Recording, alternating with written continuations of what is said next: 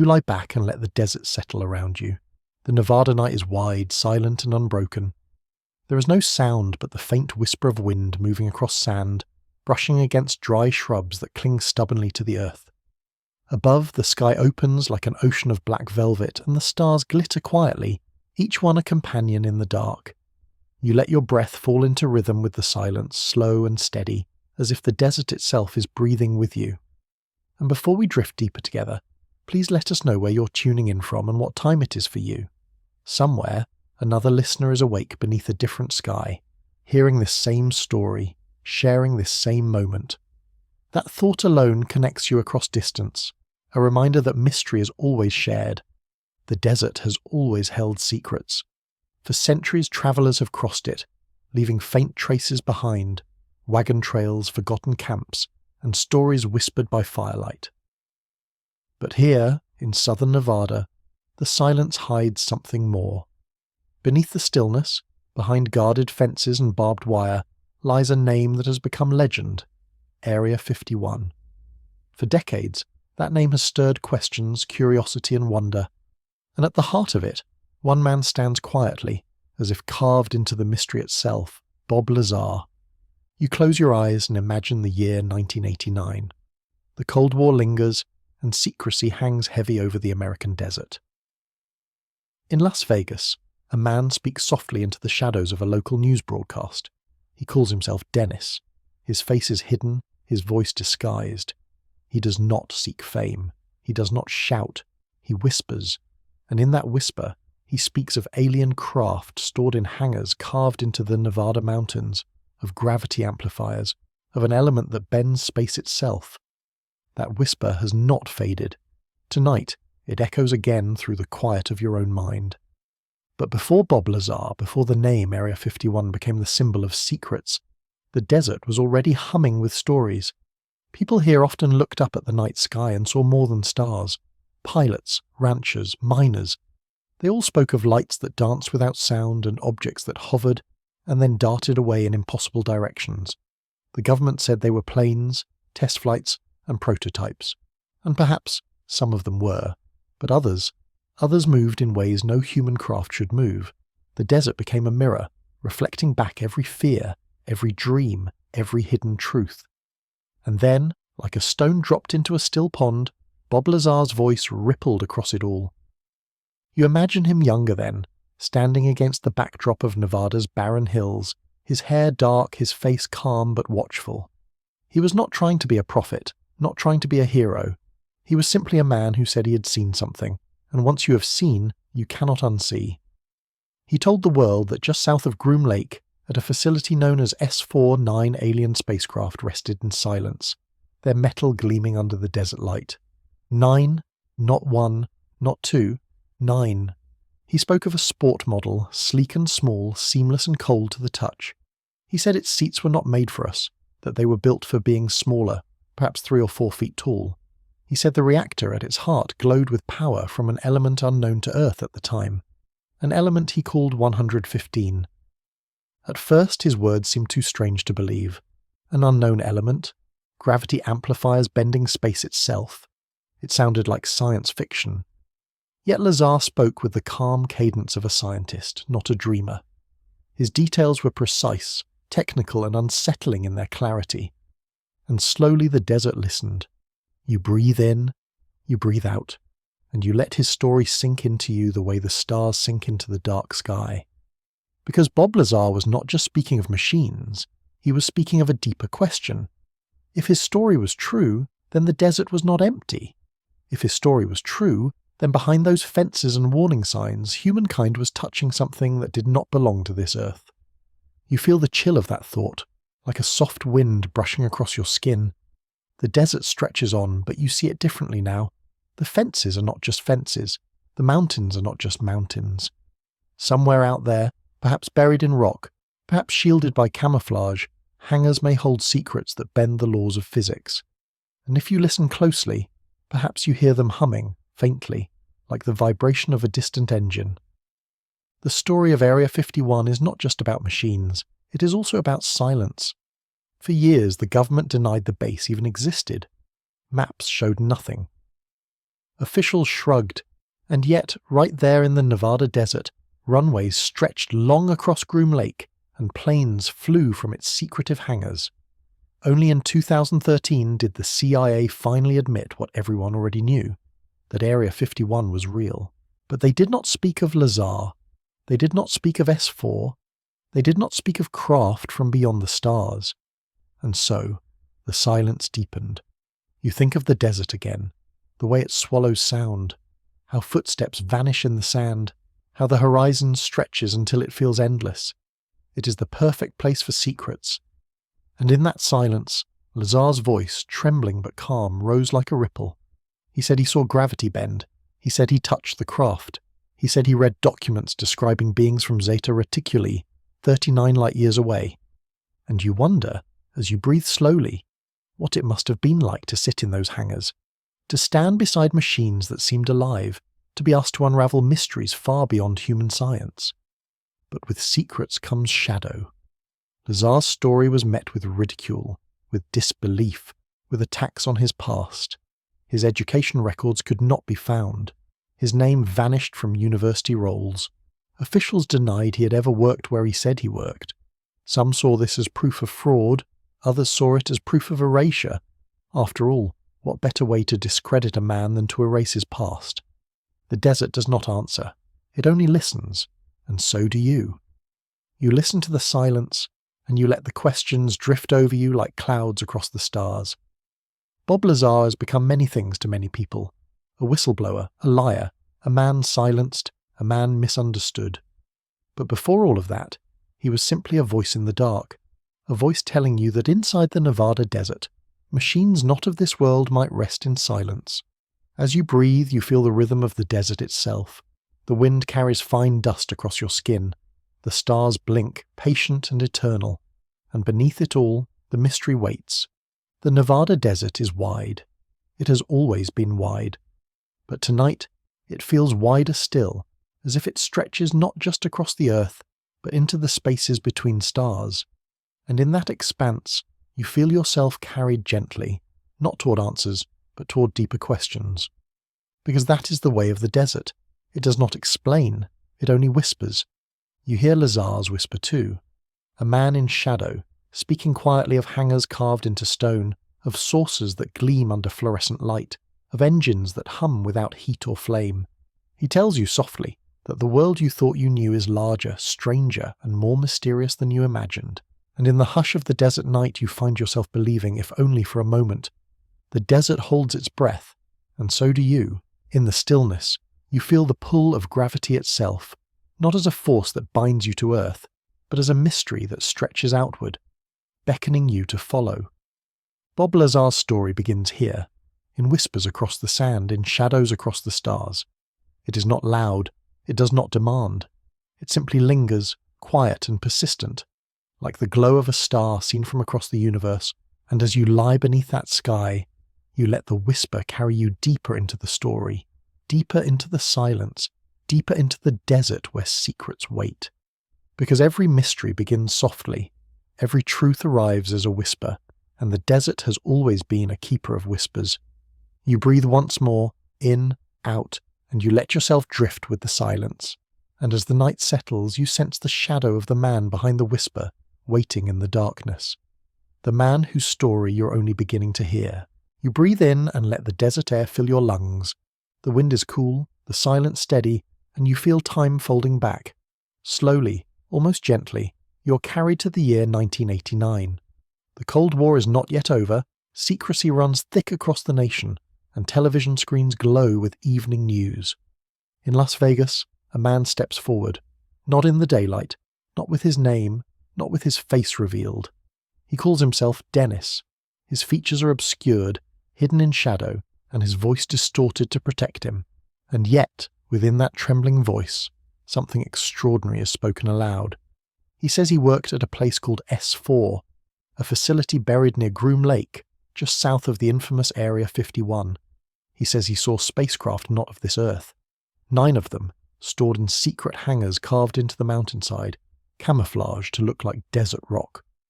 He says his task was to study the propulsion system of one such craft, a system that bent space and time, not with fire or fuel, but with gravity itself. It is not a loud confession, it is not a cry for fame, it is a whisper in the dark, and yet it changes everything. You imagine the scene. A dimly lit studio. The interviewer, George Knapp, leaning forward with quiet intensity. The figure in shadow, his words careful, his breath uneven. On the screen, nothing but darkness and the outline of a man who does not want to be seen. The tension is palpable, but beneath it, there is calm. The calm of someone who has already decided that silence is no longer possible. You let the picture settle in your mind. The glow of the television flickers across living rooms across Nevada. People lean closer, ears straining, as this anonymous voice begins to sketch the shape of a hidden world. He describes the craft in detail. Seamless metal, no bolts, no rivets. A smooth surface that felt almost liquid to the touch. Inside, the ceilings are low and the seats are small, as if designed for beings no taller than 3 or 4 feet. He calls the craft he worked on the sport model, as if the term itself could tame the extraordinary. But it is the propulsion system that makes hearts beat faster. He explains how 3 gravity amplifiers sit beneath the floor, triangular in arrangement. These devices bend the very fabric of space-time, allowing the craft to fall forward into its own distortion. No wings, no exhaust, no sound. Just the hum of gravity itself, pulled and reshaped like clay in unseen hands. It is a vision too strange for comfort and yet too precise to ignore. The viewers are silent, some scoff, some shiver, some lean back with wide eyes, sensing that they are hearing something they were never meant to know, and you, drifting through this memory, feel the weight of it as though you were there. The man in shadow speaks of documents he was forced to read, briefings that suggested the origin of these crafts. He whispers of beings from the Zeta Reticuli star system, 39 light-years away. He speaks of element 115, a substance unknown to science at the time, said to power the reactor at the heart of the craft.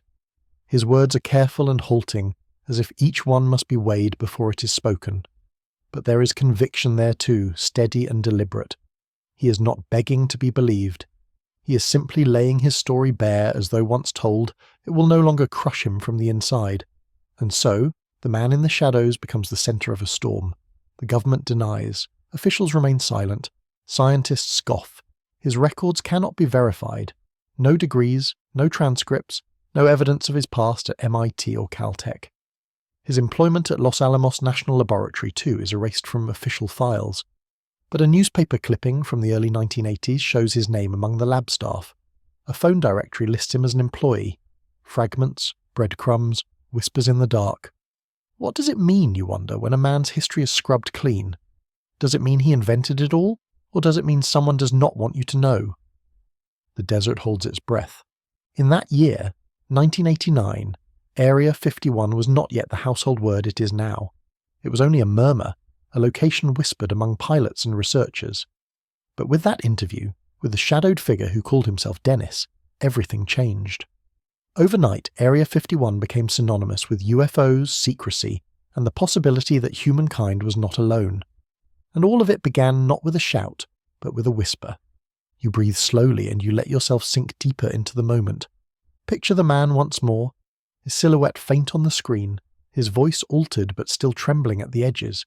He is cautious, he is weary, and yet he speaks.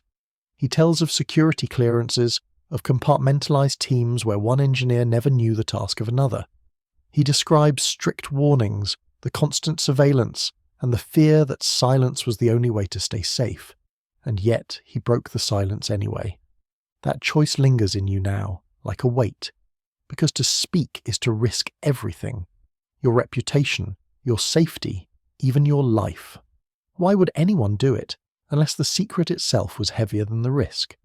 The man in the shadows knew what it meant to whisper against the dark. After the broadcast, whispers spread across the desert like wind over dunes. People drove out to the edges of Groom Lake, straining to see what lay beyond the warning signs. Some claimed to see lights, glowing orbs darting across the night sky. Some even claimed to catch them on shaky camcorders, little points of light moving with impossible grace. Each sighting, each rumour seemed to echo Lazar's words, but the backlash came too. Skeptics tore into his story. Investigators searched for evidence and found contradictions. His life was picked apart, his character attacked. He was painted as a fraud, a fantasist, a man weaving lies for attention. Yet through it all his story did not change. And so you lie there, letting his voice echo softly in your ears, a man hidden in shadow, but refusing silence. You feel the weight of his words not as noise, but as presence, a presence that does not fade. Because whether he was right or wrong, whether he told the truth or a fabrication, one thing is undeniable. His story endured. His story entered the bloodstream of modern UFO lore and refused to leave. You let that truth sink in, slow and steady. The man in the shadows remains, even now. His voice still echoes in interviews, in documentaries, and in late-night conversations. His name is whispered in the same breath as Area 51. His claims are tied forever to that stretch of desert. And as you drift through this chapter of the story, you realize that mystery is not always about answers. Sometimes it is about persistence. Sometimes it is about a voice that refuses to fall silent no matter the cost. You close your eyes and see him once more, seated in darkness, his voice trembling, his alias a mask that could not hold forever. You hear him describe hangars built into stone, spacecraft silent in their bays, and gravity bending under invisible force. You hear him speak of the unknown with the calm of someone who has already decided to bear the burden of knowing. And as the broadcast fades into memory, the desert itself seems to lean closer, as though it too has heard. The shadows remain, the silence deepens, and the story is only beginning. You let your breath fall into rhythm with the night, in, out, slow, gentle. You feel the mystery folding around you like a blanket, comforting even as it unsettles. And in that calm you hear the faintest whisper of what comes next. Because the man in the shadows will not stay hidden forever. His mask will fall, his name will be revealed, and the desert will speak louder than before. For now you rest in the silence. But you know, as the night stretches on, that you're being led deeper. Deeper into the story, deeper into the desert, deeper into secrets that do not sleep. And in that gentle quiet you hear the soft pull of the next step, into the belly of the base, where the hangars open and the craft gleam in the darkness. The desert night folds around you. The horizon shimmers with a faint mirage, heat still rising from the sands long after sunset. You sit quietly, eyes closed, and feel the wheels of an unseen bus beneath you. The hum is low, the ride uneven, and the windows blackened so you cannot see where you're being taken. You imagine yourself in Bob Lazar's place, driven from Groom Lake to a facility even deeper in secrecy. Hours pass in silence. The bus sways, climbing rough desert roads, turning through paths hidden from ordinary maps. You hear the steady breath of those seated near you, scientists, engineers, guards, none speaking, none daring to ask where the road leads. The windows reveal nothing, only your own reflection looks back. And then, at last, the bus slows. A pause, a hiss of brakes, and the faint sound of a heavy door opening. The desert air is replaced by something else, something colder, sharper, as though the very atmosphere here has been altered. You step out. Before you stretches nothing at all, just a barren mountain ridge, its surface ordinary, its stone pale against the night. But then, as you wait, the mountain itself seems to move. Massive doors, carved seamlessly into the rock, slide open with no sound. Not a creak, not a groan, just silence. The illusion of stone dissolves into an entrance, a void pulling you inward. And this is S4. You follow the steps of Bob Lazar, who walked here before you, his clearance fresh, his mind full of questions. The corridors inside are smooth and sterile, the air faintly metallic. Armed guards stand at every corner, eyes hidden behind dark visors. The lighting is dim, humming softly like a machine breathing in its sleep. The hangars stretch long and vast, each one concealed within the mountainside. At first you see nothing unusual, only walls and shadows, and then, as your eyes adjust, you see them. Craft. 9 in total, Lazar said, resting silently in their hidden chambers. Some circular, some angular, some shaped in ways your mind struggles to describe. All seamless, all whole. Not one rivet, not one panel line, not one mark of human hands. They sit like frozen thoughts, as though dreamed into existence and then left to rest. But among them all, one stands out. Sleek, compact, and strangely elegant. This is the one Lazar called the sport model. You step closer in your mind. The surface gleams faintly in the dim light, metallic yet soft, reflecting shadows without revealing them. You reach out as Lazar once did, and the skin of the craft is cold. Smooth, too smooth, as if no tool ever shaped it. No seam, no edge, no entry point, just a perfect form, waiting. Inside, the ceilings are low, the chairs too small. You bend instinctively, realizing this place was never meant for someone of your size. Everything is built for being shorter and lighter, perhaps 3 or 4 feet tall. The scale alone whispers a truth that cannot be ignored. At the center of the craft stands a column, rising from floor to ceiling. It hums faintly, though it is not powered now. Lazar called it the reactor, the heart of the propulsion system. He said it drew upon something unknown, an isotope of element 115, a fuel not of Earth. The amplifiers are beneath the floor, 3 of them forming a triangle. These were not engines as you understand them. They bent the very shape of space itself. They did not thrust the craft forward, they let it fall into the distorted well of gravity they themselves created. You picture it. The amplifiers focus downward in a steady hover, then tilt forward to bend space and time ahead of the craft. In that distortion, the ship simply slides, weightless, effortless, timeless. No inertia, no resistance, only motion. You breathe slowly, imagining how quiet it must have been, the silence of alien engineering. But S4 was not only hangars and machines, it was a labyrinth of secrecy. Lazar described the rules. No conversations outside your assigned task, no questions asked across teams. One engineer studied propulsion, another metallurgy, and another the control systems, each isolated, compartmentalized, unable to see the whole. It was as if the project itself was designed to keep the truth hidden, even from those tasked with uncovering it. A puzzle scattered into pieces so that no one person could assemble the image. And yet Lazar glimpsed enough to know, enough to see, enough to whisper. You rest your head back, imagining the weight of that knowledge pressing upon you. To be told not to speak, not to share, not to connect the dots, to live with silence enforced not by choice, but by fear. And still he remembered, and still he spoke. You drift deeper into the story now. Picture Lazar standing there for the first time, the sport model before him, its cold surface shining faintly under the hangar lights. Guards stationed at the edge, their silence sharper than weapons. Scientists nearby, their eyes darting, their lips sealed. The craft itself pulsed with a quiet presence. It seemed less like a machine and more like a being at rest. Waiting, breathing in silence, as though aware it was being watched. You let yourself lean closer. Inside, the control panels are not panels at all. There are no wires, no switches, no buttons. The surfaces are smooth and blank, waiting for something other than human touch. A thought, perhaps. A connection beyond skin and bone. And then the amplifiers, 3 silent pillars of impossible technology. They did not roar or burn. They did not spark or shudder. They hummed. They bent light. They distorted air. They bent reality itself, as though folding a page and letting the craft slip across. You repeat the image in your mind, slowly, gently. A craft that does not fly but falls. Falls into the gravity it creates. Falls across the sky with silence and grace. Falls into the fabric of the universe itself. And you wonder, as Lazar did, what mind could have designed such a thing?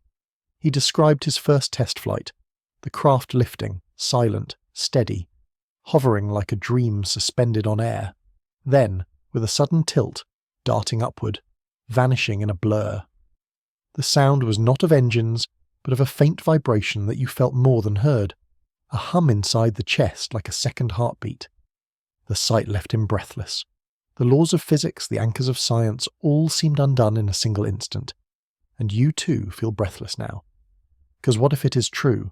What if somewhere beneath the Nevada desert, hidden behind doors disguised as stone, a craft from another world rests even now? What if its amplifiers still hum? waiting for the moment when gravity bends again. The desert is quiet. The night holds you in stillness. The blacked-out bus waits once more outside the doors, ready to carry you away back into secrecy.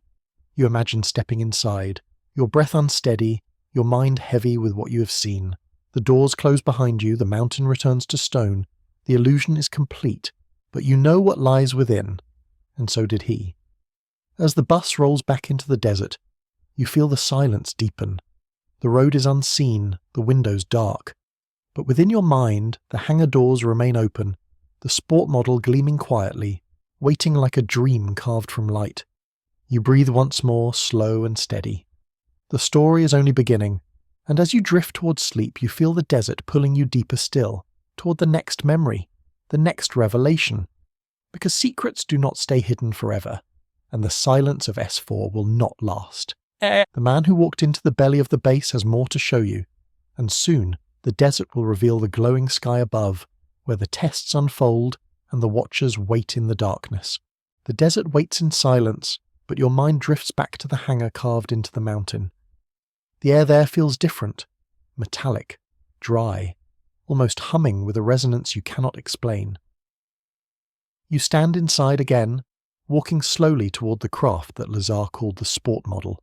It rests quietly in the dim light, no larger than a small house, compact, rounded, shimmering faintly as if the very air bends around it. The shape is familiar yet foreign. No wings, no tail, no markings, no symbols. Just smoothness, perfect and whole, as though it was not built but grown, a single thought frozen into metal. You reach out in your imagination and let your fingertips brush its surface. The skin of the craft is cold, colder than the desert air, a chill that seeps into your bones. It feels seamless, with no welds, no joints, and no imperfections. Like a stone worn smooth by centuries of water. But this was no stone. This was a machine. The hangar is silent except for the hum of distant lights. Guards stand nearby, their presence more felt than seen. Scientists glance but do not speak. Lazar breathes beside you, his eyes wide, not with fear but with awe. He whispers that this is the one he studied. This is the sport model. You step closer, your body bending as you pass through the narrow entrance. The air changes again. Inside it feels smaller, compressed, and scaled down as if meant for another kind of passenger. The ceilings are low. You cannot stand upright. You stoop, shoulders bent, careful not to touch the walls that curve around you. 3 small chairs sit in the chamber. Too small for you. Too small for Lazar. They are not made for human frames. You notice their height, suited for beings no taller than 3 or 4 feet. The seats seem moulded, organic, and flowing into the floor rather than fixed. Not a bolt, not a hinge, not a single human sign of assembly. You let your eyes wander. There are no wires, no switches, no glowing screens, no control panels blinking with light. Instead, the space feels empty, almost bare, as though control is not through touch, but through thought. A system not designed for hands, but perhaps for minds. At the center rises the column, the reactor, a single core connecting floor to ceiling, simple in its shape, yet overwhelming in its purpose. Lazar said this was the heart, a reactor powered by something not of Earth. Element 115, he called it, unknown in his time, unstable in ours, and yet here, stable, alive, radiant. You watch as he explains, his voice calm, his tone steady. The amplifiers, he says, sit beneath the floor, 3 of them, arranged in a triangle, like the legs of a tripod. They do not push the craft forward with force, they bend gravity itself. Imagine holding a sheet of paper. Place your finger in the center and press. The surface bends downward, creating a well. Now roll a small bead across the sheet, and it falls into the well, drawn by the distortion. That, Lazar says softly, is how the sport model moves.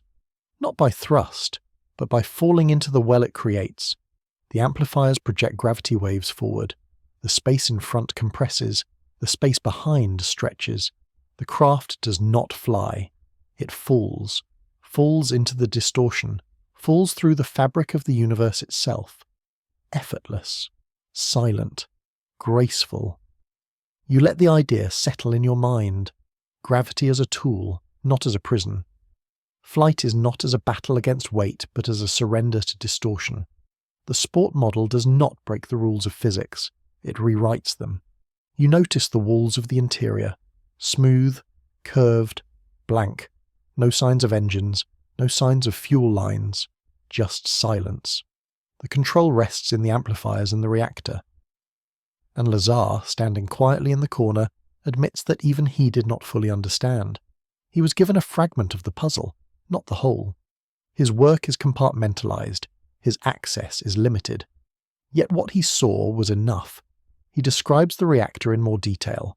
Element 115 placed within. Stable, powerful, unlike anything humans have. When bombarded, it releases a gravitational field. That field is amplified, directed and shaped by waveguides into the amplifiers beneath the craft.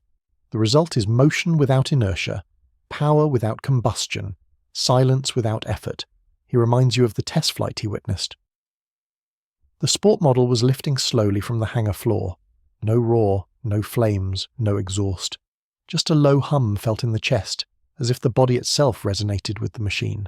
The craft tilted, hovered, and then, with a flick of direction, darted away, impossible to follow. Your eyes close.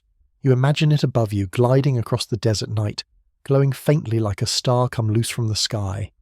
Its movements are sharp yet smooth, angular yet fluid, turning at right angles without slowing, accelerating instantly without sound, defying everything you know about air, gravity, and motion. The sport model does not obey the sky. It bends the sky to its will. You linger on this thought. How quiet it must have been. How graceful. Not a weapon of war, not a machine of steel and noise, but something else entirely. Something that seemed alive. And yet the quiet of the hangar hides the weight of secrecy. Lazar recalls the warnings, the isolation, the threat that silence was not a choice but a condition of survival. To speak was to risk everything. To reveal was to invite ruin. Yet he remembered the hum. He remembered the amplifiers. He remembered the sport model. And in time, he told the world. You sit back now, imagining your breath syncing with the rhythm of the reactor. Slow, steady, soft. Each inhale bends space. Each exhale distorts time. You let the thought of element 115 drift like a lullaby, unknown yet certain, impossible yet real. Your fingertips trace the cold surface again. Smooth, seamless, eternal. You wonder who built it, where it came from, what hands, or minds, shaped such a perfect vessel, and why, of all places, does it rest hidden beneath a desert mountain, guarded, silenced, and concealed from the very people it could inspire? The questions linger, heavy yet gentle. You repeat them quietly inside your mind. Who built it? Why is it here? What does it mean? The rhythm of the questions is like the rhythm of your breath. Slow, steady, sleep-inducing. You realize that the sport model is not just a machine. It is a mirror, a reflection of possibility. It shows you that the universe is wider than your thoughts, deeper than your doubts. It shows you that silence can hide truths too vast to ignore. And it whispers softly that perhaps humanity is only at the beginning of understanding what flight can mean. The hangar fades now, the mountain closes, the desert returns. You lie beneath the stars once more, the hum of the reactor still echoing faintly in your chest. The sport model remains within you, not as proof, not as evidence, but as memory. A memory borrowed from another's eyes. And as you close your own, you sense the next part of the story approaching. Not inside the hangar, not within the mountain, but out in the open desert, where glowing lights rise into the sky, where witnesses gather in silence, where test flights are seen by those who are not meant to see. You breathe gently, the hum fading into stillness. The story drifts outward now, into the night air above the Nevada desert, and soon you will follow Lazar into the darkness where the sport model takes flight, no longer hidden, but revealed in the glowing sky. The desert night holds still, but within that stillness a different kind of weight begins to form. Not the weight of stone, not the heaviness of silence, but the quiet gravity of something invisible. something Lazar spoke of in a voice almost hesitant, as if saying it aloud might pull too strongly on the threads of the world. Element 115, a number on the periodic table that in 1989 did not exist. A name whispered by Lazar long before the laboratories of Earth confirmed it. He described it not as a theory but as a memory, the heart of a propulsion system unlike anything humanity had built. You close your eyes and you picture it, not in its true form but as he described it, a silvery metal, heavy, dense and cool to the touch. A material so rare that it could not be found in the soil of our planet nor pulled from the fires of our stars. It had to come from elsewhere, perhaps carried across the cosmos, perhaps gifted, perhaps retrieved from a wreck that fell into our desert sands. He said it was stable, not like the fleeting versions that scientists would later force into existence, burning away in mere milliseconds. His version, the alien version, held steady. It could sit in a reactor, unbroken, unfading, long enough to power an entire craft, long enough to bend gravity, to pull space into folds, to let the vessel fall through the universe without resistance. You imagine it now. A small piece, smaller than your hand, resting in the center of that reactor, bombarded, awakened, humming in frequencies your ears cannot hear. From it, waves ripple out. Not sound waves, not light waves, gravity waves, invisible, unstoppable, reshaping the very space you stand in. Think of the ocean. Waves crash, waves ripple, and waves pull the tide. You feel their motion even if you do not see their beginning. Gravity too is a tide. Constant, eternal, unseen. Element 115, Lazar said, did not resist this tide. It sang with it. It bent it. It turned the tide into propulsion. He spoke of amplifiers, 3 of them arranged in a triangle beneath the sport model. They drank from the reactor, from the song of 115. They took that force and shaped it like a lens, bending space, pulling the craft forward not through thrust but through distortion. You let your breath match the rhythm of this idea. Inhale, compression. Exhale, expansion. Inhale, space folds. Exhale, space releases. The body of the craft does not move in the way a plane does. It falls into its own distortion, gliding into the valley it creates in the universe.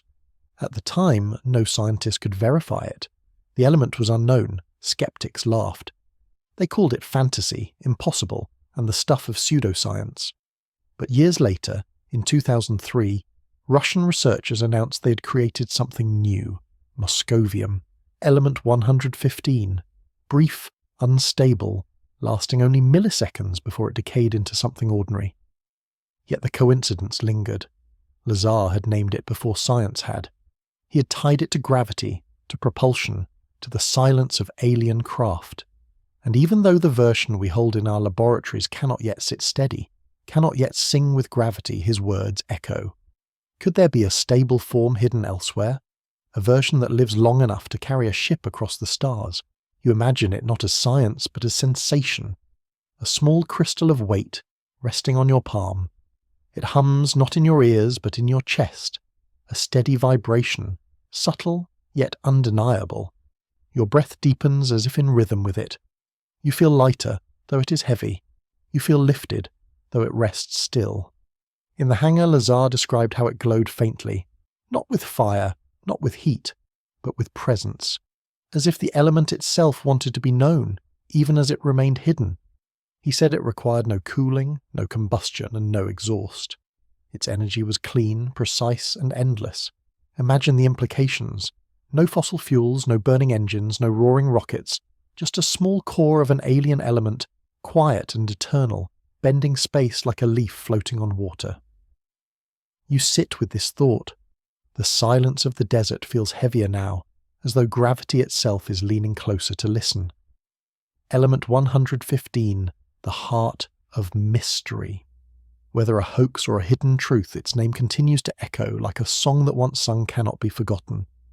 Lazar's testimony described compartmentalization. Scientists worked in isolation. No one knew the whole. He was told only what was necessary, to study propulsion, to observe the reactor, to glimpse the amplifiers. He saw just enough to understand that the fuel was not of Earth. that it could not be replaced by uranium or hydrogen or any element we knew. It was something else, a gift or a secret carried from beyond the stars. Some scientists dismissed him outright. Others quietly admitted curiosity. They said gravity was the weakest of the forces, yet also the most mysterious. To harness it, to manipulate it, to generate it, that would be to rewrite physics itself. Could such a rewriting require something beyond our periodic table? Something stable where we could not imagine stability? You let the question float. You do not need the answer now. You simply rest in the thought. Gravity as music. Element 115 is the instrument. The craft is the dancer. The universe is the floor. You remember how he described the test. The sport model lifted, tilted, and moved. No sound, no fire, no resistance. Its belly glowed faintly, its hum deep and low. Inside, the reactor pulsed. A single core of 115 bending space itself. Close your eyes. Imagine lying on your back in the desert sand. Above you, stars shimmer. Between them, silence hums. And from that silence, a craft drifts, not propelled, but falling into the folds of space. A machine carried not by thrust, but by a song. The skeptics still argue. The labs still fail to stabilize it, but the mystery persists. And in the rhythm of that persistence, you feel something comforting. Mystery does not always demand proof. Sometimes it asks only to be remembered, to be spoken of in whispers, in desert winds, in quiet voices before sleep. Element 115 remains that whisper. Not entirely real, not entirely gone. A reminder that science and wonder often walk side by side, that disbelief and possibility can share the same breath. You inhale again, and as you exhale, you let yourself imagine where it might lead. If the element is real, if it is stable, if it hums in secret reactors beneath desert mountains, if it sings in halls where silence is enforced, if it waits one day to carry not just Lazar's memory but all of us into the stars. The hum fades now, the vision of the reactor dims. You're left again with the desert, with silence, with stars scattered like silver dust across a black canvas.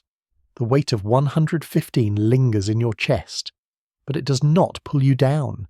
It steadies you. It reminds you that gravity is not only a chain but also a key. You drift, slowly, gently, toward the next part of the story. For Lazar's tale does not end with the reactor. It moves outward into the desert night, to the stakeouts, to the glowing orbs, to the test flights seen by uninvited eyes. You feel the story leaning forward, the hum guiding you into the darkness where the craft takes flight. And as your breath slows, you carry the whisper of the element with you. A whisper of possibility, of mystery, of a future waiting in silence. The night cools your skin as the highway unwinds into empty desert. You ride without headlights in the last miles, guided by the quiet voice that told you the schedule. Wednesdays after dark, when the sky is most forgetful. Beside you, friends shuffle gear. Binoculars, a camcorder with a tired battery, and a thermos breathing little ghosts of steam. You're not the first to take this road, but tonight you move with the careful hush of people who know they're being borrowed by the dark. You follow Bob Lazar's map, past the last gas station glow, past cattle guards, past signs that say no farther. He drives like someone who has done this before. No chatter, no music, just sand ticking the undercarriage, and a hum that might be wind, might be memory. Gene Huff steadies the tripod. Another friend checks the camcorder's red light. You breathe the mineral fragrance of cooling rock and sagebrush and let your shoulders drop. They park at a turnout that looks like nothing, a fold in the land with a slice of horizon. Groom Lake sleeps beyond, and farther south is Papoose, where he says the craft fly. The desert looks harmless, a polite black ocean with a few steady stars at anchor. But the road behind you is being erased by night, and you feel watched even when you see no one. It is not fear exactly. It is awareness becoming heavier than your coat. Lazar checks the time. He says the windows were predictable. Midweek, late evening. Enough darkness to discourage curiosity, not so late that fatigue interferes. You hear him say it like a lullaby. Wednesday nights. You hold the phrase in your mouth the way you would a mint, cool, bright, dissolving into calm. They set up on the sand. The tripod legs refuse to bite, so Jean leans a shoulder against it. You lower yourself onto a blanket that remembers summer heat. Wind sifts the plain and murmurs through dry grass, and somewhere a coyote folds itself into silence. The cameras are ready, the thermos is passed, and the waiting begins. Waiting is practice in listening to distances. You tune your breath to the desert's metronome. In, out. The longer you breathe, the more the world simplifies. The body cools, the mind widens, and a stubborn part of you that doubted begins to soften. The desert persuades. At first you doubt the shape. A bright star, you think. Maybe Venus leaning on the ridge. Then the bright star moves without moving. No arc, no sweep. Just a mild step sideways. A pause. Another step. The camcorder whirs. Jean inhales. You forget your cup mid-air and listen as the blanket of air over the valley tightens, as if it too is paying attention. The light steadies over the ridge like a lantern held by an invisible hand. It is not loud. It is not theatrical. It obeys a private geometry. Then, with the slightest tilt, it rises, holds, drops, and slides left in a right angle you can feel in your teeth. You think of the amplifiers Lazar described, the triangle under the floor, and the way the craft falls into its own folded space. What you see is a diagram behaving. Look, someone whispers, though everyone is already looking. The camcorder hunts focus, a jitter of pixels, a prayer to tape. The light pulses once, not brighter, just sharper, and for an instant you think you see a shape around it, an oval darkness within darkness, a hint of mass that cuts a cleaner hole in the night. You cannot swear to it, but your body believes. A truck growls somewhere behind you on the closed road, or maybe that is only the wind changing keys. The light rises again, pauses, prints a pale coin on your retina, and darts left so fast the afterimage lags like a startled companion. There is no roar, no Doppler, no exhaust. Time loosens, minutes dilate. You count the maneuvers without meaning to. Hover, step, descend, pivot, vanish, and return. The choreography is spare, as if the pilot is sketching in charcoal and you are learning the strokes. A second light joins the first, fainter, attending from a distance like a tutor. For a breath, they hold a line, too steady to be an accident. Lazar's voice is quiet, almost apologetic. He says, "That's it." Not triumph, not shock. Recognition. The way you might greet a neighbour you never intended to know so well. You remember his warnings. The base listens, the base watches. The desert's edges are porous, but its centre is sealed. You keep the tripod low against the skyline. You speak only in breaths. The camcorder devours tape. The first pass ends like a sentence without a period. The light dims as if a hand cupped it. Then it is simply not there. A star remains, and you realise the star had been there all along. The sky rearranges itself as if embarrassed to have slipped. The relief makes you notice how tense you've been, how your shoulders have been climbing toward your ears. You let them fall. You drink from the thermos and taste metal. The second pass begins lower, nearer the ridge where warning signs line up like quiet sentries. The light rises from behind the mountain skin like a seed sprouting in fast motion. You can feel the ground under you disagreeing with gravity, the faintest uplift. A change of suggestion rather than command. You wonder if the craft's field is wide, if the valley itself is being asked to tilt. The motion schools you now. Hover, lean, slip, hold. Each gesture refuses inertia. Each pause does not wobble. The air has been written out of the equation, and the craft does not care about it. You think of every aeroplane you have watched labour into the sky, of noise and heat and contrails bruising blue. Then you look again at the silent lantern and feel the syllabus of flight being revised. Headlights appear on a far track, two beads stitching the dark. They look ordinary, but your stomach marks them as a new chapter. Lazar's breath shortens, then steadies. "We should pack," he says, not yet moving. The lights pause, then go out. That is worse. The light in the sky holds its place, indifferent to trucks and tape. You feel strangely protective of it, like a keeper watching an animal that does not know the fence. The camcorder's battery icon flashes its last red square, and the tape whir dies to a patient silence. You have proof, but you do not know how long it will be allowed to live.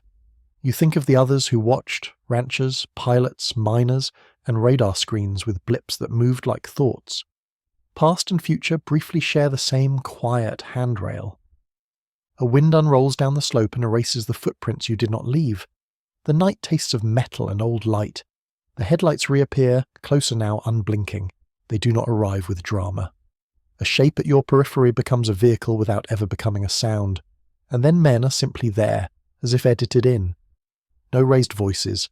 Questions as statements. Identification requested as an inevitability. A polite gravity that bends your choices. Lazar answers with the calm of someone recorded by more than one machine. Names are taken. Equipment is handled and then handed back. The tone is not cruel. It is total. You're reminded how large systems speak. By making your next move feel like your own idea, the sky performs one last small miracle for you alone. The light, which has been pretending to be absent, brightens once, a delicate acknowledgement, and then slides behind the ridge as if fed back into a slot. You wonder if anyone else saw it, or if the desert sometimes rewards silence. When they release you, the emptiness is louder than their presence. The truck recedes without tail lights. The road unspools again under tires that roll a little faster now. You do not talk, and yet the car is full of conversation, heartbeats, unfinished sentences, and the weight of a decision ripening into consequence. Back in Las Vegas, the tape will look like a light misbehaving. It will jitter and blur and yank the viewer's eyes into useless zoom. It will convince some and irritate others. It will mean almost nothing alone and everything to people who were there. Like most proofs, it will be a personality test. Days later, there is a knock you hear even when it is the phone that rings. Transcripts read back to you that you do not remember saying aloud. Helicopters that interpret your roofline as a suggestion. Cars that nap on your street with windows that do not reflect. The desert, it turns out, has annexed your house. You learn the etiquette of being noticed. You do not repeat the schedule. You do not broadcast the turnout. You do not bring friends to the ridge again. The line you crossed was not a fence. It was a syllabus, and the lesson after curiosity is consequence. Yet at night, your mind goes back to the valley, to the line of lights along the perimeter, to the way the craft made rectangles out of air. You replay the sequence until it becomes a lullaby. Hover, step, lean, slip, vanish. Each verb is a bead, and you count them to fall asleep. You think, too, about why Lazar brought you there at all. Why he brought anyone. Not to grandstand, not to recruit, to share the unbearable. There are sights that are lighter when carried by more than one pair of eyes. There are truths that resist solitary custody. The memory keeps its temperature. It does not cool with telling. On loud afternoons, you close your eyes and listen for a hum that is not a hum, but a suggestion at the edge of your chest. The desert made you a promise with that light, and the promise was simple. The world contains motions you have not met. Once you know that, ordinary motions are less persuasive. Elevators feel rude, aeroplanes feel loud, even the moon looks like a student rehearsing an old choreography. Lazar keeps his own promise.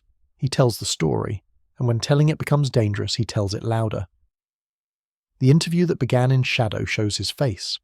The alias drops, the name belongs to the body, and the cameras point not at the ridge but at a man who looks tired and relieved and sad. The stakeouts, it seems, were both proof and farewell. Tonight, you let the memory do its slow work. You imagine the bus again, the hangar doors and the amplifiers breathing their private geometry. You imagine the field expanding until the ground beneath your blanket feels a hint of suggestion. You imagine gravity consenting to be played like an instrument, persuaded, not broken. You let the camcorder's tape run out again. You let the battery's red square insist on the limit of machines. You let the light keep its manners and depart without apology. And then you let your shoulders drop because the lesson has been learnt. Some silence is design, some secrecy is habit, and some awe is best left unchased. Breathe once more with the valley, in to gather the cold sage, out to soften the horizon, in order to remember the manoeuvres, out to let them drift. You are no longer waiting to see the light. You are waiting to understand what it means to have seen it. And as your breath slows, you feel the next question arriving, gentle and heavy. If the sky can be rewritten so quietly, what will the world do to the one who wrote it down? The night closes like a careful book, but the ink is still wet on his name. You can feel the pages turning toward consequence. In the hush that follows, you sense rumour sharpening into scrutiny, and the first cool edge of doubt sliding in from every direction. The silence that follows revelation is never still. It trembles. It collects voices like dust, settles in unexpected corners, and lingers where you least expect it. When Bob Lazar spoke, when he stepped from the cover of Alias and Shadow into the open light of 1989, his story did not vanish into the desert. It spread. It flowed through television signals, inked its way across newspapers, and seeped into conversations whispered in kitchens and classrooms. But with attention came interrogation, and with interrogation came doubt. You breathe and notice the desert's hush pressing against the edges of memory. The quiet is no longer empty. It is full of questions, full of suspicion, full of voices that want to measure what they have heard against the scales of the ordinary. And in that measuring, they search not for craft or amplifiers or exotic fuels. They search for Lazar himself. His story is extraordinary, so they demand that his life be ordinary, verifiable, and proven by the neat records institutions keep. They look to Massachusetts, to Cambridge, to the laboratories of MIT. They scan yearbooks, transcripts, and student rosters. No Bob Lazar. They look west to Caltech, the California Institute of Technology, the sun-baked halls where minds bend physics into equations. Again, no trace. Skeptics smile and point to absence as proof. How can a man claim to be a physicist when universities deny ever teaching him? Yet absence is not always void. Sometimes it is erasure. Sometimes it is silence heavy with intention. Lazar responds with the calm of someone already weary. He says records can be erased. He says if you want to discredit a man, you do not need to silence him, only to remove the paperwork that confirms his path. He points to Los Alamos National Laboratory, where he insists he once worked on advanced projects. Officials deny it, records omit him, and yet a telephone directory dated 1982 lists his name, and a local newspaper profiles him beside a particle accelerator describing his work in the lab.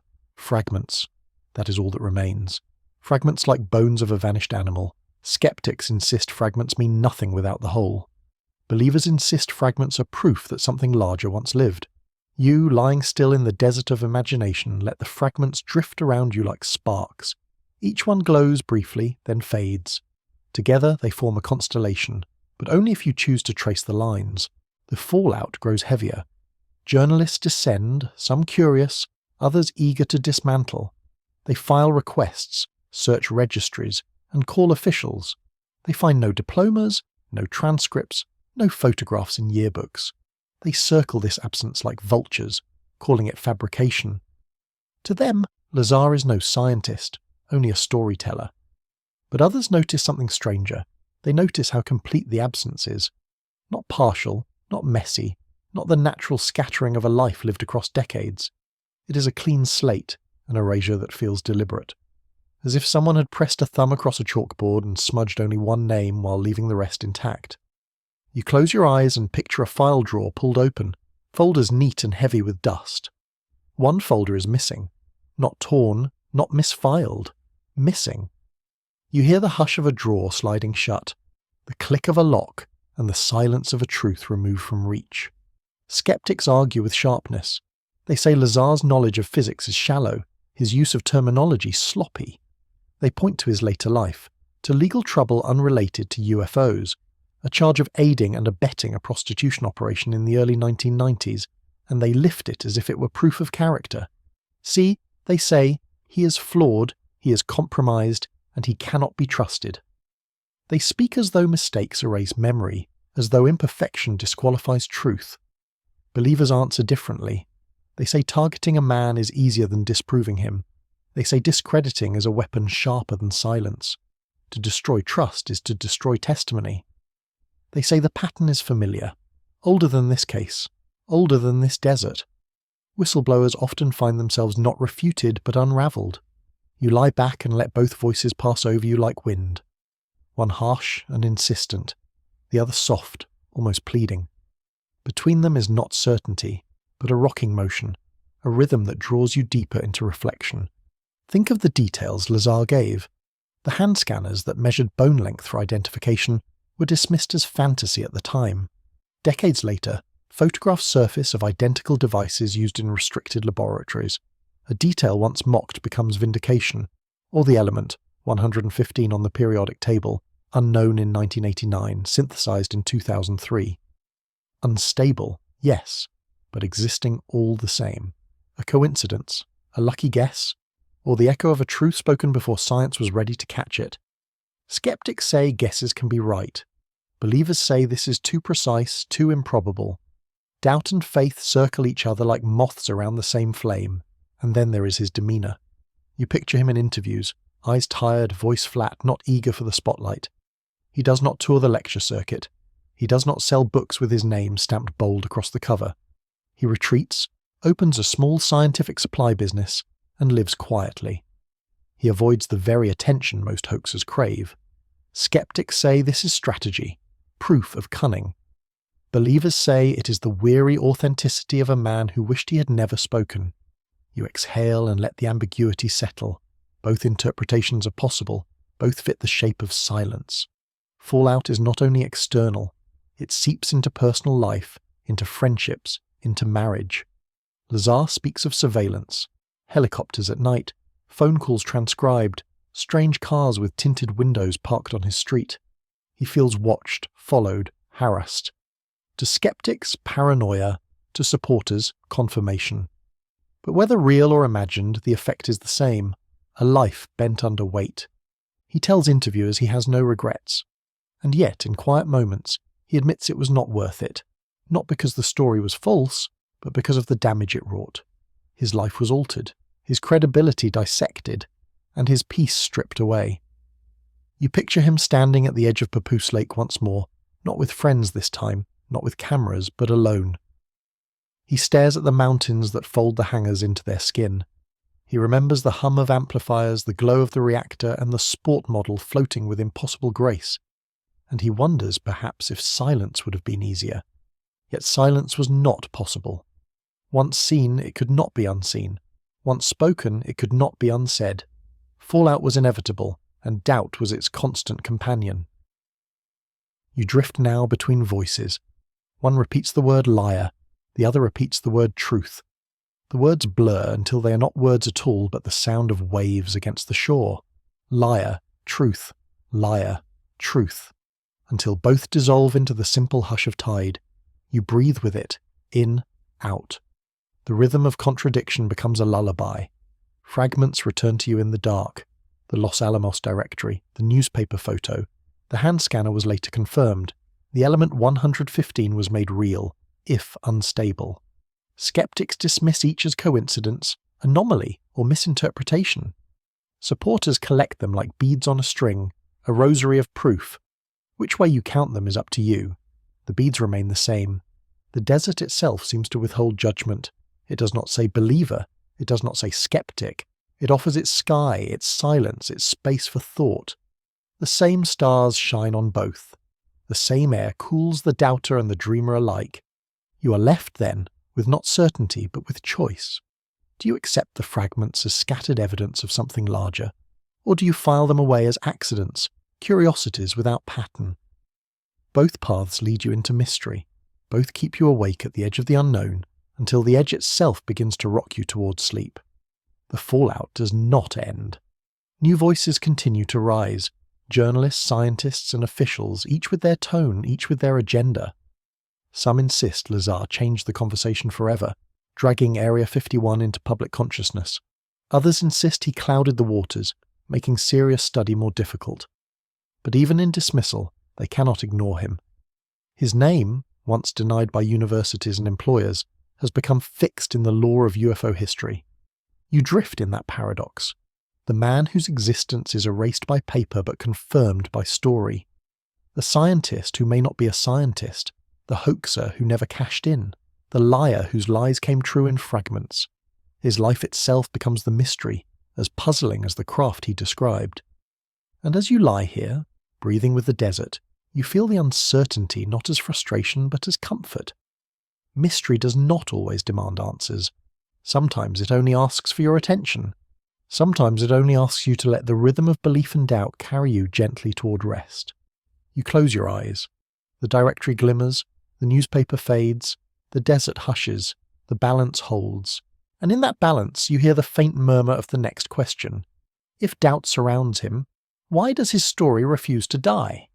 The silence tilts, filled with fragments that refuse to vanish. And as the night rocks you between belief and doubt, you sense another rhythm approaching, the quiet echo of physics itself, and the impossible song of gravity that waits in the next chapter. You close your eyes and picture the desert again, vast and quiet, its silence folding into you like a blanket. Above you the stars shimmer, scattered like sparks from an ancient fire. But tonight they do not feel still. Tonight they lean, bend, and shimmer in ways you cannot name. For this is not a story of rockets or wings. It is a story of gravity itself, a story of how the universe might be persuaded to move in whispers we can barely understand. Bob Lazar's words echo gently through memory. He did not describe jets or fuel tanks or engines burning in heat. He spoke of something smaller, something quieter, something that seemed to hum more like a heartbeat than a machine. He spoke of a central column rising through the sport model's floor, a reactor, and around it, the gravity amplifiers that bent the air, bent light, and bent even time itself. You imagine standing inside the craft as he described it. The ceilings are low, the walls are seamless. There are no wires, no pipes, no switches, only smooth arcs of metal that feel less built than grown. At the heart, 3 amplifiers positioned in a triangle, waiting like seeds in soil. They do not roar when they awaken. They bend the fabric around them, like fingers pressing into cloth. Lazar explained it softly, almost reluctantly, as if the very language we use for engines was too crude to describe what he had seen. He said the craft did not fly, it fell. Not downward, but forward, into the well of bent space its amplifiers carved before it. Picture it now. Instead of thrust pushing a machine through the air, space itself ripples, and the craft simply slides into the hollow. Like a leaf floating toward the current of a hidden river. You do not see exhaust. You do not hear thunder. You see only a shimmer in the air, as though the night itself has drawn back to let something pass. Skeptics hear this and shake their heads. They call it science fiction, a misuse of physics. They say gravity is not a tool to be shaped like clay. But Lazar persisted, calm and steady. He spoke of waves, of guides, of how the amplifiers extended their invisible arcs. He spoke of a reactor powered by something unknown at the time, element 115, feeding the amplifiers with a force so strong it could distort reality itself. It was 1989, and physicists scoffed. There was no such element, they said. Number, 115. But 2 decades later, laboratories announced the birth of moscovium, atomic number 115. Unstable, yes. Gone in milliseconds, but real. To those who doubted Lazar, it was coincidence. To those who believed, it was vindication, a fragment aligning with memory. You breathe in, slowly, as though the desert night has filled your chest. You imagine the amplifiers at work. 3 at rest, 1 lifted, the craft tilting, belly forward, falling not into the sky but into the curve of distorted space. You let the image soften in your mind, not as a diagram but as rhythm, as poetry. A ship that does not fly but leans, that does not cut but folds, that does not roar but sighs. And then you think of time. Lazar hinted that the field created by the amplifiers was not only a bubble of bent space, but also a bubble of bent hours. Time itself slowed within the field. Inside, the craft carried a different clock, ticked by a different rhythm than the world outside. Imagine standing within such a place. Imagine watching stars shift in slow arcs, while your own heartbeat continues unchanged. Imagine walking back to Earth after hours and finding that days have passed. This is the physics of the impossible, and yet it lingers. Skeptics say Lazar's words are techno-babble, jargon strung like beads without thread. They point out contradictions, flaws, and gaps. They say he misused terms, exaggerated concepts, and pretended to have knowledge he did not have. And yet others listen and hear echoes of theories already whispered by physicists. Wormholes, gravitational lensing, the possibility of warping space not by speed but by curvature.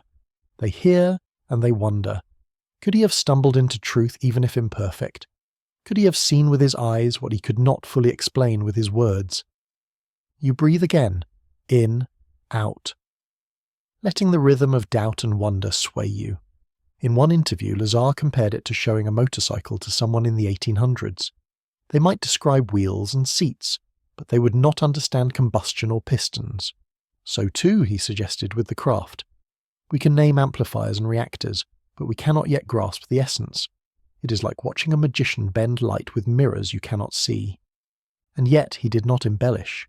He did not describe grand voyages or conversations with pilots. He described mechanics, diagrams, and how the amplifiers focused and tilted. His restraint was its own strangeness. Imagine again the belly-first flight he spoke of. It does not soar like our aircraft. It drifts, tilts, angles its amplifiers forward, and then, as if falling down a staircase no one else can see, it vanishes into the distance. The desert winds hush, the stars blink once, and it is gone. Some scientists lean forward at this description. They remember Einstein's equations of relativity, his vision of space as fabric, stretched by weight and energy. They know gravity is not a force in the traditional sense, but a curve in the tapestry of existence. If it can be bent, can it be shaped? If it can be shaped, can it be guided? These are questions not for dreams, but for sleepless nights in quiet laboratories. Lazar's voice still drifts in your mind, calm but tired, as though the very telling weighed him down. He insisted he had seen tests. He insisted the craft lifted, hovered, tilted, and drifted away in silence. He did not claim to understand it, only to have witnessed it. And perhaps that is what makes the story endure. Not its certainty, but its humility.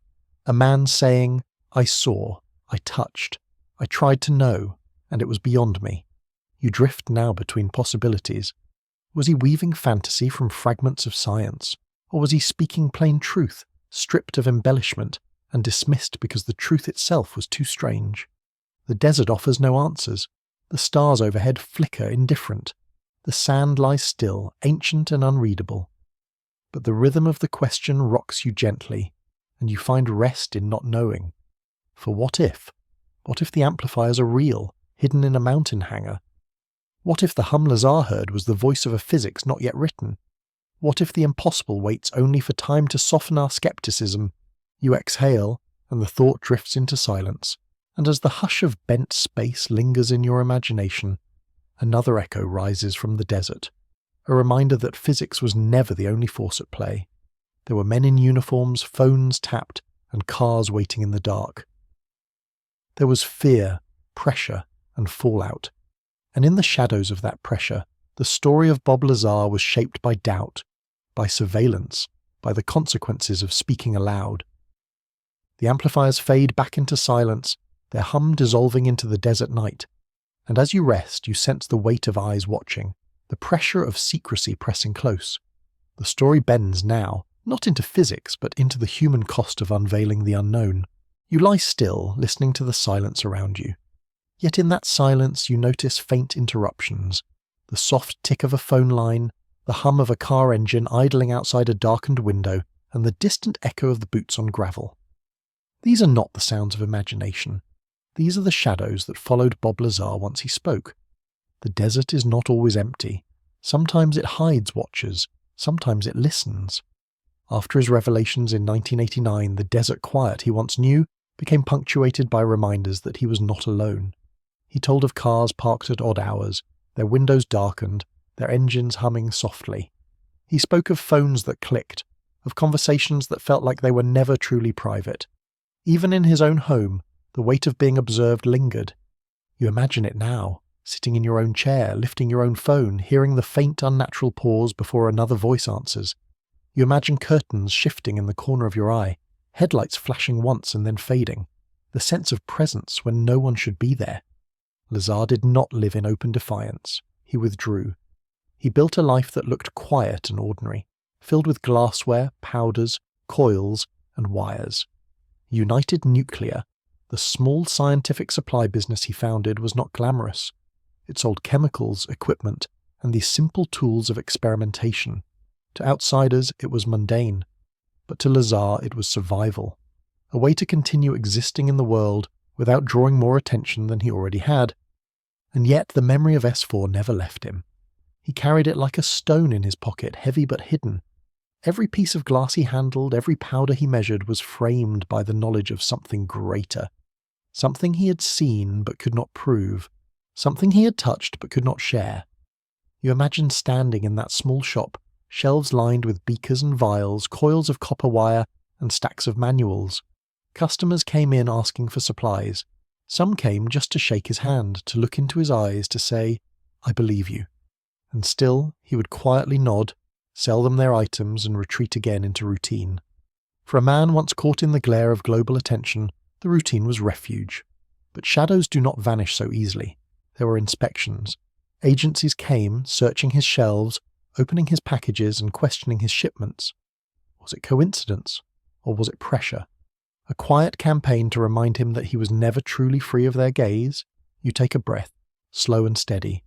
You feel what he must have felt, that subtle tightening in the chest that comes when you know you're never fully alone, even when the room is empty. He once said that the goal was never to kill him, never to erase him entirely. The goal was simpler, quieter, and perhaps more cruel: to discredit him, to chip away at his reputation until his story seemed laughable, until the weight of doubt drowned out the fragments of truth. And so, newspapers highlighted his mistakes, records disappeared, old friends hesitated to speak his name, skeptics pointed to his legal troubles, to inconsistencies, and to the missing diplomas. The shadow was not only external, it was internal, creeping into how people remembered him, how they judged him, and how they dismissed him. But the memory of S4 did not dismiss itself. Close your eyes and picture it. The hangars carved into the mountainside, the seamless craft resting in silence, the amplifiers humming at a pitch your body felt more than your ears. Picture the way light bent, the way space seemed to fold. That memory is not undone by paperwork nor erased by reputation. It lingers, stubborn, heavy, undeniable to the one who saw it. And Lazar carried it into every quiet night. You imagine him at his workbench late, a single lamp casting shadows over glass and steel. Outside, the desert holds its breath. Inside, his mind drifts back to the amplifiers, to the strange low ceilings, to the hum that vibrated in his chest. His hands move over powders and coils, but his memory rests in the mountains, in the silent hangar of S4. It is in these moments of silence that the shadow feels deepest, not because of danger, but because of weight. The weight of knowing what others refuse to believe, the weight of carrying a truth that seems impossible, the weight of telling a story that reshaped your life and then trying to live in its aftermath. You breathe slowly, the desert breathes with you, and you wonder, is silence sometimes heavier than sound? For Lazar, silence was not peace, it was presence, a reminder of voices missing, of conversations ended, of friends who stepped back. The noise of public disbelief had faded, but in its place came something quieter, the hum of watchers, the soft pressure of suspicion, and the endless weight of memory.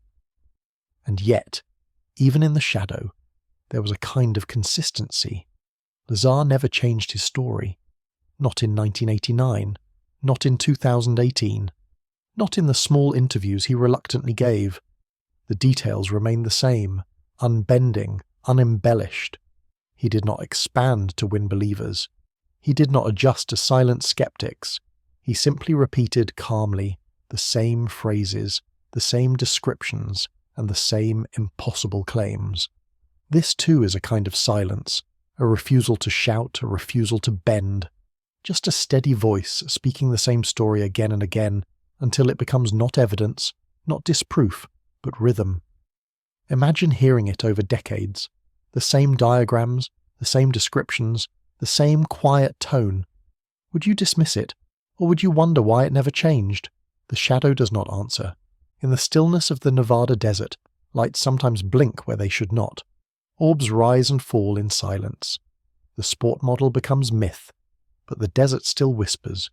Researchers, miners and wanderers claim to see glows, to hear hums, and to feel vibrations in their chests. Are these echoes of Lazar's imagination, or the same shadows that once followed him? The desert will not tell. It only reflects like a mirror held to the sky. Surveillance, too, has a way of becoming myth. The car outside your house might be a neighbour's. The click on the phone might be static. The low helicopter might be routine. But repeated often enough, shadows become reality. Pressure becomes presence, and for Lazar the presence never fully lifted. You let this thought cradle you, the quiet of being watched, the paradox of being alone and not alone. It is uncomfortable, but it is also strangely steady, like a heartbeat you cannot silence. Decades passed, but the silence did not fade. He lived his life in the shadows of glass and powder, of wire and coil. But when asked softly if he still thought about S4, he answered without hesitation, "Every day. And you feel it too now, the way memory refuses to leave, the way truth, or the possibility of truth, lives not in evidence but in presence. You carry it like he carried it, a whisper lodged in your chest, a shadow that does not lift. The desert is wide, the stars are endless, the watchers may fade but the memory remains. And as you drift deeper into this silence, you sense that the story is not finished. For beyond shadows lies something else, a possibility, a physics that bends reality, a future that may already be waiting." The amplifiers hum again in your imagination and the question lingers. What if the impossible is already here, hidden just out of reach? The shadows remain steady and unresolved, and as you rest in their weight, the whisper of gravity returns, bending softly in your thoughts, guiding you toward the impossible physics of the craft itself. The sky above you has not changed. It is still wide, still endless, still scattered with stars. And yet, as decades pass, the stories that rise into this sky take on new weight. They come not only from one man in the desert, but also from pilots, officers, and scientists, voices that join in a strange chorus, each one echoing the same haunting possibility. You breathe slowly. You imagine these voices as ripples across the night, soft waves that overlap, carrying you deeper into stillness.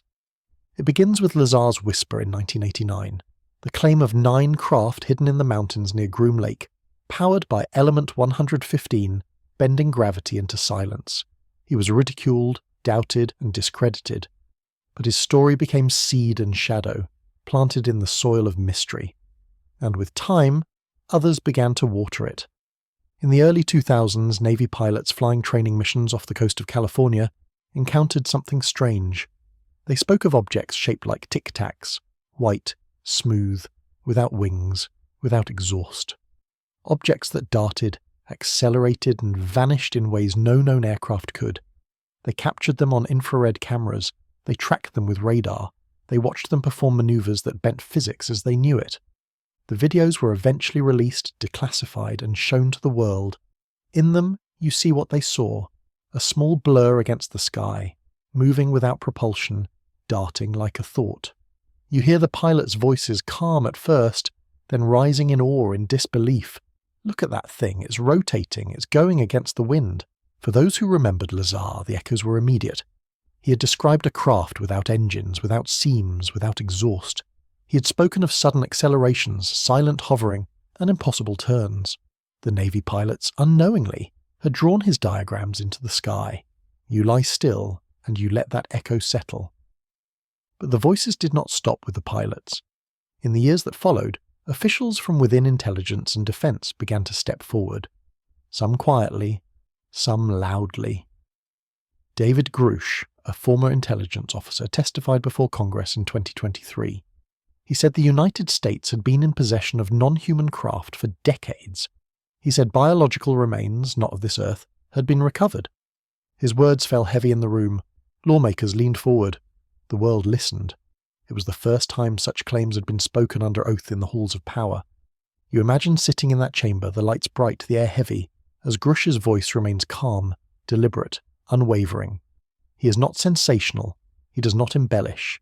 He says what he has seen, what others have told him, and what he has found in records hidden from public eyes. And once again, the echo returns to Lazar.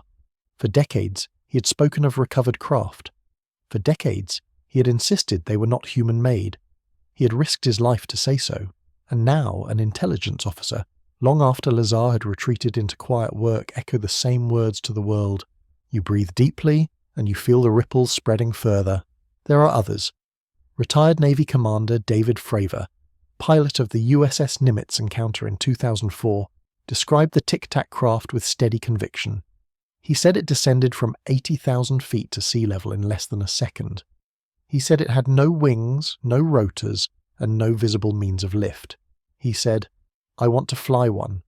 Luis Elizondo, former head of the Pentagon's Advanced Aerospace Threat Identification Program, spoke publicly of craft with capabilities beyond anything we possess. He hinted at materials recovered, research hidden, and programs sealed away. And each time, in forums, in interviews, in the quiet corners of the internet, Lazar's name returned. It is as though the sky itself remembers him.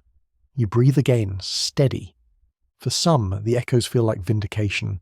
Each pilot, each official, and each declassified video is another fragment aligning with Lazar's story. For others, the echoes are only noise, coincidences woven together by believers. But whether confirmation or coincidence, the resonance remains. And in this resonance, you feel the rhythm of decades. 1989, Lazar speaks. 2004, pilots see. 2017, videos release. 2023, whistleblowers testify. 2025, reports continue. The timeline unfolds like steps in a slow, deliberate walk through the desert, each footfall pressing deeper into sand, each echo carried farther by wind. Imagine the desert at night. You hear a voice once, then again farther away, then again faint but familiar. That is how this story feels. One man's whisper becoming many voices across time. Skeptics still hold firm. They remind us of Lazar's missing records, his legal troubles, and the inconsistencies in his education. They say pilots can be fooled, radar can err, and videos can mislead. They say whistleblowers may exaggerate, may misinterpret, or may repeat stories they only half heard. And yet, the silence of official denial has weakened. The government itself now admits that unidentified aerial phenomena exist. It does not name them aliens. It does not say they are extraterrestrial. But it does not dismiss them either. It says simply they are real and they remain unexplained. And that single shift from denial to admission is itself an echo of Lazar's story. He once said the government held secrets beyond comprehension. He said denial was the first layer, silence the second, and intimidation the third. And now, decades later, the silence cracks. Slowly, reluctantly, but undeniably. You lie still, and you imagine the desert again. The hangars, the sport model, the amplifiers, the quiet hum. You imagine Lazar, weary, repeating his story in the same calm tone. And you imagine the echoes that followed. Pilots, officers, officials, each voice blending with his. The sky is not silent. It holds memory. And as you listen, you realize the echoes are not only about craft or propulsion, they're about presence. The sense that something more exists, just out of reach, watching, waiting, whispering in ways we do not yet understand. Echoes do not fade quickly. They linger, repeating, until the listener is changed, and you are changed. Not by proof, not by certainty, but by the rhythm of possibility. You breathe, you let the echoes carry you. Even NASA now speaks carefully of the phenomena. Even Congress holds hearings. Even mainstream headlines use the words unexplained, non-human, and beyond known technology. What was once a fringe whisper in the desert has become a global murmur. And through it all, Lazar remains quiet, steady, unchanged. He does not shout. He does not embellish. He simply repeats, when asked, the same story he told in 1989. And that consistency, like an echo itself, lingers. The decades have not erased him. They have carried him. The desert remembers. The sky remembers. The echoes remain. And as the voices fade into stillness, you feel another presence rising. Not from the sky, but from the weight of memory itself. For behind every echo is a man who carries it, a man who walks in shadows, who lives quietly with glassware and powders, but who never forgets what he saw. The echoes drift, soft and unending, across the sky, and as you rest, you sense the story folding back into silence, into shadows, where the man himself waits, weary, steady, and forever changed. The desert has not changed, though the man has. The sand still spreads endlessly beneath the Nevada sky, the mountains still rise as dark silhouettes against starlight, and the wind still carries whispers through the sagebrush. But Bob Lazar, the reluctant voice at the center of this mystery, has grown older. His voice is slower now, his words fewer, and his tone softer. Where once he spoke with urgency, his voice trembling in the shadows of 1989, now he speaks with a kind of reverence. Not the fear of a man hunted, but the calm of someone who has carried a memory too long to deny, too deeply to forget. It's not about belief, he says in his rare interviews, it's about memory. You close your eyes, and you let that sentence settle in you like a stone sinking gently into still water. Belief can waver, belief can break, but memory endures. Lazar lives quietly now. He works with glassware, chemicals and coils. His shop, United Nuclear, is filled not with flying saucers, but with powders, magnets and laboratory supplies. A life that seems ordinary, almost mundane. And yet, even in that ordinariness, the extraordinary lingers. For behind the shelves and counters, behind the quiet of daily work, lives a man who once walked into hangars carved into a mountain, who once touched the cold surface of a craft not made by human hands. You picture him in his shop, measuring powders with steady hands, packaging supplies for customers who may not even know his name. Outside, the world debates, testifies, and speculates. Inside, he works quietly, avoiding the spotlight. But the silence does not erase what he saw. It holds it, carries it, and makes it more sacred. When Lazar does speak, it is without embellishment. He does not add new details. He does not change his story. He simply repeats what he has always said, word for word, as though repetition itself is proof. The sport model, the amplifiers, the reactor, element 115, the blacked-out buses, the hangars disguised as mountains, always the same, always steady, always unchanged. And that constancy becomes its own weight. Skeptics remain. They point to the missing records, to the erased diplomas, to the legal troubles that once haunted him. They dismiss him as a hoaxer, a clever fabricator, a man who fooled the world for a moment. But believers point to his quiet retreat, his refusal to capitalize, and his reluctance to chase attention. They say, what hoaxer hides from fame? What liar repeats the same story for decades without gain? The silence itself becomes part of the evidence. You breathe slowly, feeling that silence now. The Nevada desert stretches wide in your imagination, and in that silence you hear echoes of his voice, soft and steady. It's not about belief, it's about memory. Memory, not proof. Memory, not persuasion. Lazar does not ask you to believe him. He simply tells you what he remembers, like a witness haunted not by what others think, but by what his own eyes have seen. You imagine him in his later years sitting quietly at home. No flashing lights, no loud headlines, just him and the weight of memory. He does not chase the world, he lets the world come to him. And when it does, he offers only what he has always offered, the truth as he lived it. Sometimes he describes the craft again, the amplifiers again, the way it flew belly first and the way it bent space. But there is no fire in his words now, no urgency, only a quiet sadness, the sadness of someone who knows that the world may never truly believe him. And yet he speaks anyway, not to prove, not to persuade, but to remember. In interviews, when asked if he regrets speaking out, Lazar pauses. You can almost hear the silence before his reply, the weight of decades pressing into that pause. It wasn't worth it, he sometimes says. Not for what it did to my life. But then he adds softly, I wouldn't change it. You breathe with him. You feel the contradiction in those words, the tension between regret and necessity. For some truths are heavier than silence. Some truths demand to be spoken, even at great cost. Lazar has lived that cost. Surveillance, harassment, ridicule, lost friends, strained relationships, and yet through it all, his story has not changed. It has grown quieter, but not weaker. You let that quietness surround you now. The desert becomes your room, the wind your breath, and the silence your companion. Memory is not loud. Memory is not sharp. Memory is a soft hum that lingers, like the faint vibration Lazar once felt in his chest as the sport model hovered silently above the desert floor. Imagine him standing beneath it again, years younger, eyes wide, watching the impossible made real. And then imagine him now, decades later, closing his eyes and remembering. The memory is no less vivid. The silence is no less deep. For Lazar, silence has become a shield.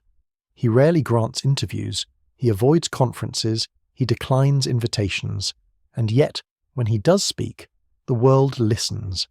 His voice is measured and soft, but it carries the weight of consistency. And perhaps that is why his story has endured. Not because it was proven, not because it was universally believed, but because it was never abandoned. You drift now in the rhythm of his memory. You feel the weight of years pressing softly against your chest.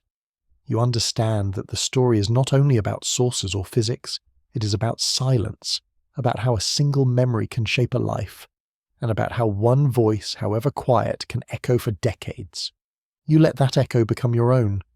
In the end, Lazar's legacy is not certainty but wonder, not proof but possibility. He reminds us that silence itself can hold truth, that memory itself can be testimony. As you lie here, you feel the desert stretching out around you, endless and still. You feel the sky pressing down, wide and silent. You feel the weight of memory lingering like a shadow, and you understand what he meant.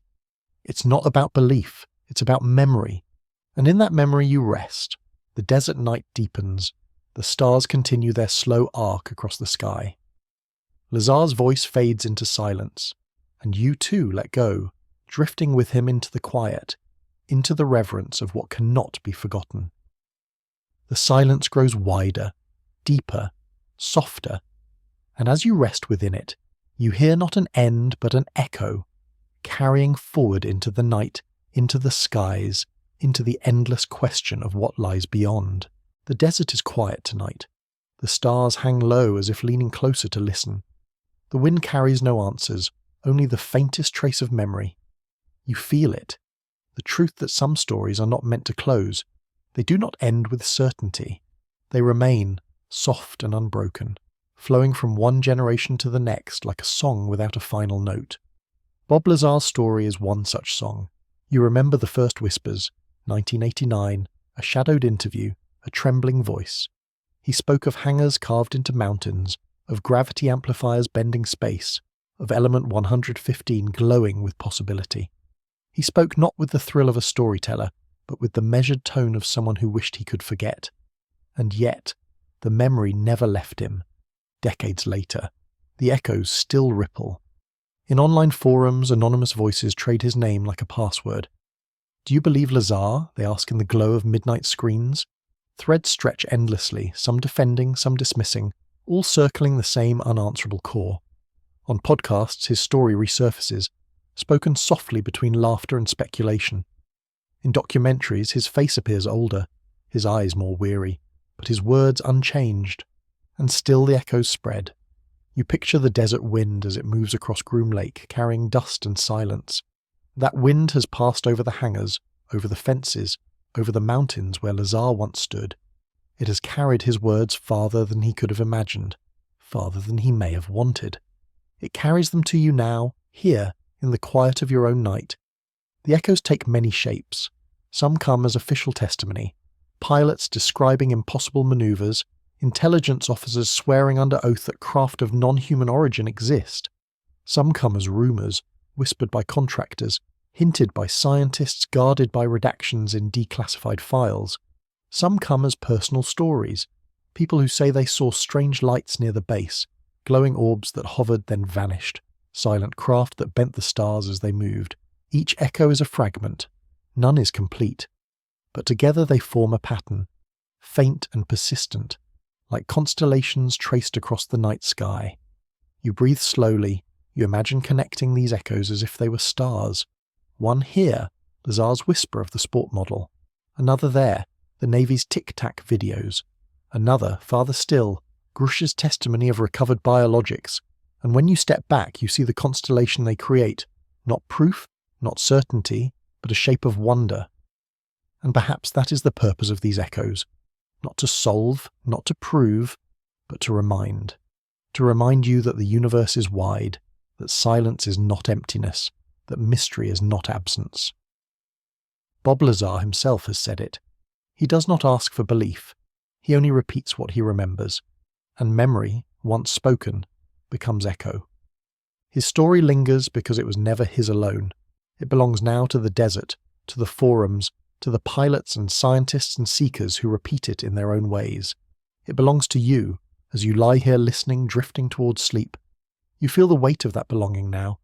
Some say his story was fabrication, crafted for attention. But if so, why does it not fade? Why does it return again and again, across decades, across headlines, across whispers? Most hoaxes collapse under their own noise. They fall apart when repeated.